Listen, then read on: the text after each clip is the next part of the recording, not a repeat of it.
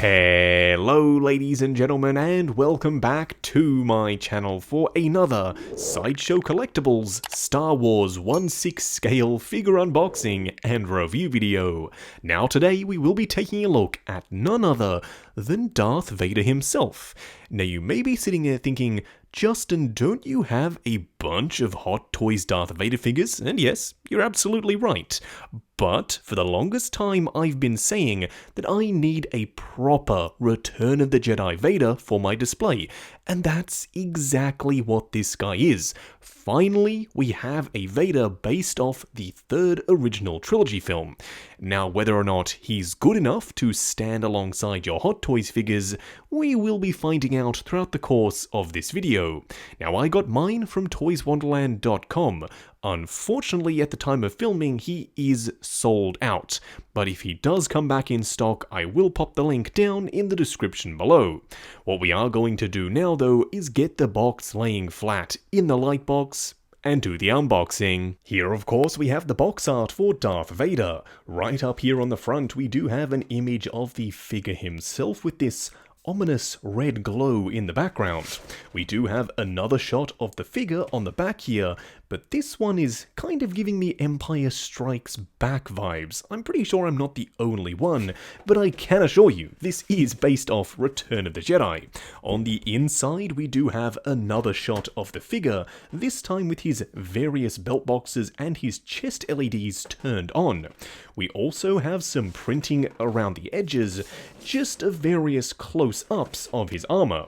Now, this does look eerily familiar to the Darth Vader released around 2016, but on the Sideshow website they did specifically call out that there are updated parts and pieces to make this guy more accurate, so I am hoping for the best. It's been a very long time since I handled a Sideshow Darth Vader figure. First, in-hand impressions are actually pretty darn positive. I'm liking the look and feel of this Vader figure in hand. Now, down below we do of course have one tray, so what we're going to do now is get all of Vader's accessories laid out in the light box and take a closer look at everything he comes with. Here we have all the parts and pieces that go with Darth Vader. Now, starting off with the display base first, it unfortunately is the usual Sideshow style, with Star Wars crookedly printed on the underside of the base, instead of on the top, you know, where we can see it. I'm not sure why Sideshow still insist on doing this. I really wish we had some kind of print on the surface here. You can also see that the date down here is 2019. Now, they did say that they improved some parts and pieces on this particular Vader, so I'm now wondering if they went back, found a ton of dead stock, updated a few bits and pieces, popped it back in the box, and Bob's your uncle. We'll have to find out throughout the course of the video. He does, of course, come with a regular crotch grabber. Now, one thing that I do prefer on these Sideshow Vader figures is the lightsaber blade. It's the same thickness all the way throughout. There's a little bit of texture on the surface just to show that, yes, it's ignited and it is in motion, and compared to the Hot Toys Empire version, it's a little bit longer. But by far the biggest crime on Hot Toys' part is the color. The Sideshow one is a beautiful fiery red, where the Hot Toys blade is this kind of dull muted pink. I much prefer the way this particular blade does look. As for the hilt, it is, as far as I'm aware, accurate to Return of the Jedi. Now, you do get two different versions. This one is the one with the little post up the top. No, you can't take off that blade and install it on this one. This little post is just so it's accurate to the prop from the film. That was absolutely there. If you don't trust me, go ahead and look up some pictures. Now, to compare this hilt to the one from Empire, just to show that it is significantly different, here we have the two side by side. Now, the design, as you can see, is very similar, but it's not identical. The top of the Return of the Jedi one is a lot more squared off, and it's a lot larger. You also have a little bit of a longer hilt overall, and some of the surface details are, once again, slightly different. I do like the way it's sculpted and the way it's painted. It's very crisp and clean. Now, you do get a full complement of Darth Vader hands. They're fully sculpted, they are a little bit rubbery, and another thing that I really appreciate here is you get an entire pack of wrist pegs, so you can have a brand new peg in every single hand. I don't know if you've ever tried to swap out one of these Darth Vader gloved hands on the Hot Toys figure. Trust me, it's not something you want to do very often, because you have to somehow insert the wrist peg in that tiny little hole on the inside of the hand there. It's no easy feat to accomplish. But overall, yeah, I love the way the hands are sculpted. They do properly look like leather gloves. What we are going to do now, though, is get Vader himself out here and take a closer look. Here we have him standing straight up and down in the light box, no crazy poses or accessories or anything like that. And for the most part, I am pretty impressed. I mean, it's by no means Hot Toys quality, so if you're going into this expecting to open up the box and get yourself a Hot Toys quality Darth Vader, this is not that. They are still superior in a couple of key areas, which we'll touch on throughout the course of the video. But overall, it does what it says on the tin, and that's more than enough for me. It's a Return of the Jedi Darth Vader in 1/6 scale. It's gonna sit in the back of the cabinet right alongside Return of the Jedi Luke in the handcuffs from that scene from the final film, which I'm really excited to have in my display because until now, I've never owned a Return of the Jedi Vader. I also love the body they've used here. It's big, it's muscular, it's imposing. Some might say a little bit too big, but we'll touch on that when we get to the comparisons. Overall, though, they've done a very commendable job, and at the end of the day, if you are looking for a Return of the Jedi Vader, this is a solid offering. What we are going to do now, though, is take him off the rotating turntable, punch in, and take a closer look at the details. Here we have him up close and personal. Now, to be totally honest with you, I was perfectly prepared not to love this guy. I mean, I've owned other Sideshow Star Wars figures in the past, and they've let me down. They haven't been all that fantastic. But I'm pleased to report that Sideshow sat down and they did their homework here. I am pretty impressed with the end result. They could have, knowing full well this is your only option for a 1/6 scale Return of the Jedi Vader, they could have just cheaped out. But they didn't. They got some things very, very close to being as accurate as I have ever seen. Now, starting off with the helmet, it's not the best 1/6 scale Darth Vader helmet that's out there, but it's not the worst either. You can still very clearly tell who that's supposed to be. He has the two silver tusks up the front, and he does have the alternating color scheme on either side. You've got black up the top here, black on one cheek, and then gunmetal on the opposite sides. That is accurate to the screen-used helmet. It also has a gorgeous, super high gloss dome, and it's all connected. Unfortunately, there's no face reveal gimmick, but to keep this figure as simple and cost-effective as possible, I'm glad they left that out. Now, coming down to the cape, it might just be one of my favorite 1/6 scale Darth Vader capes. It drapes flawlessly. It's super lightweight, it's single ply, there aren't any wires, there's the accurate pleather collar up the top, and the chain that does actually hook under this clip on the armor, which you did see on the screen-used suit. Now, speaking of the suit, it is this pleathery material. How will it last over time? I'm not entirely sure. I've never owned a Sideshow Vader for long enough to see if it will degrade. My Hot Toys Vaders, though, are perfectly fine, so I am hoping this one does last equally as long. Now, I do want to talk about the chest box and the belt boxes. They are all wired to this single point right here, and unfortunately, you can kinda see them. I've tried my best to tuck them away, but the belt is a little bit cumbersome to work with. It should also sit down a heck of a lot lower, but unfortunately the brand new codpiece does sit out quite significantly far at the front here, so it's very difficult to get the belt to sit down where it should be. But when they are lit up, they look awesome. The lights on the front do operate in sequence, as you can see, and the green ones burn a beautiful fiery green. It looks fantastic. I also like the chipping and weathering around the edges. Yes, it's a little bit more heavy-handed than something we'd see from Hot Toys, but it's still relatively decent. If only those wires could have been hidden a different way, because you can very clearly see them coming out the side and also around the back there.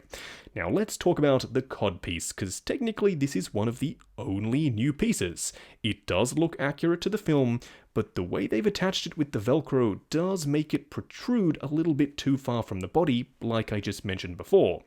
Now coming down to the legs, the bodysuit continues down to these gorgeous high-gloss boots. And they've done something here that I for one am very happy about. It's a split-cut boot design. All of the Hot Toys Vaders have a proper pleather boot. This is fully textured and sculpted plastic with a separate foot. This is absolutely the best way of doing it. You get maximum range of motion, and you don't have to worry about creasing and damaging of your pleather boots. So no, this Return of the Jedi Darth Vader isn't perfect by any means, but it's still a pretty darn good attempt for a Vader by Sideshow. Now for our quick side-by-side comparison, here we have the Sideshow Vader on the left and the Hot Toys A New Hope version on the right. Now the reason why we're starting off with him is because I personally think it's their weakest Vader. They were still learning, this was their first one, so the fit and finish isn't perfect, but I still do believe that it is superior to the Sideshow one. Don't get me wrong, I prefer the cape and the boots on the Return of the Jedi figure, but everything else on the Hot Toys figure is just superior. The sculpt of the helmet, and I know they're from two separate films, but it's just a lot sharper, the details are crisper, and it's a lot more accurate to the film that it's based off. The cape is still fairly serviceable, but as I said, the Sideshow one is superior. The outfit itself is just way better on the Hot Toys figure. I love the ribbed, quilted look, it's a little bit more poofy, and it does give him a bigger, broader, more muscular look, whereas the Sideshow one is just kind of one flat surface with those stitch marks just simply run over the top. Now, one thing that people probably immediately noticed is the height difference. Yes, the Sideshow Vader is taller than all of the Hot Toys offerings. Is that enough to upset you? Well, that's a personal decision. For me, Vader is a tall, imposing presence on the shelf, so having him a little bit taller isn't the biggest deal in the world, at least for me. Next up, here we have the Hot Toys Empire Vader on the right and the Sideshow one still on the left. As you can see, there is still that significant height difference here. In fact, I think this Empire one is even slightly shorter than the A New Hope Vader. Now, we will be doing a much closer up comparison in just a second between these two, because the outfits were so very similar in the final two films. Now, I personally don't think this is Hot Toys' best Vader.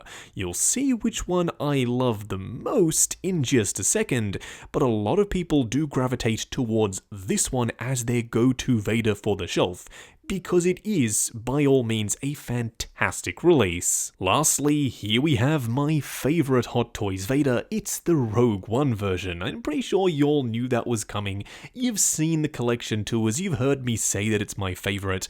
Now, for those wondering how I've got the tunic over the top of the chest armour, very simply, I took the head off, slid off the armor, then slid it underneath the robes. It was super easy to do. So if you want it accurate to how he looked like in A New Hope, which came directly after Rogue One, then that's a very simple, easy, and reversible mod that you can do. But standing next to the Sideshow one, I think the differences are very clear. I like the body better on the Hot Toys figure, I like the paint applications on the armor better, the chest and belt boxes don't look anywhere near as cartoony as the weathering on the Sideshow one, and then the helmet. It's quintessential ultimate Darth Vader. I just love the way it looks. Now for a much closer up comparison, here we have the Sideshow Vader on the left and the Hot Toys Empire Vader on the right. Now I specifically chose that one because the design is very similar between Empire and Return of the Jedi. I mean, the Hot Toys one is absolutely the clear winner here, but if you want one that's accurate to the third film, the Sideshow one is the only way to go. Now, starting off with the helmets, I much prefer the Hot Toys design, but that being said, the Sideshow one is no slouch either. As I said when we looked at him up close, it still is very clearly Darth Vader. Do let me know which of the two helmets you prefer down in the comments below.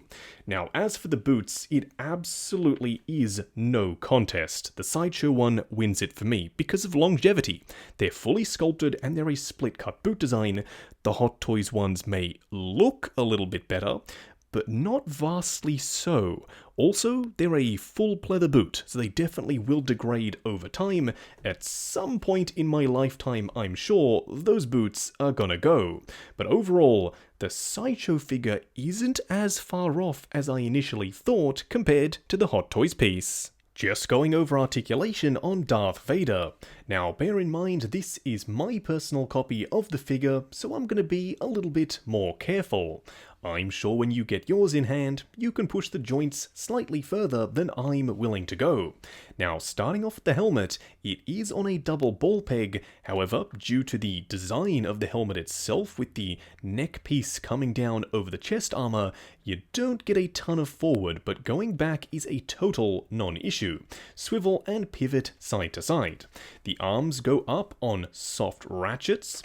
They will go forward and back, but due to the design of the costume, which isn't all that ergonomic, a lot of stuff does start to collide with itself. You do have a butterfly joint at the shoulder, swivel at the bicep, a double bend at the elbow, which gets you way past 90, and of course a regular 1/6 scale wrist peg for the hand itself.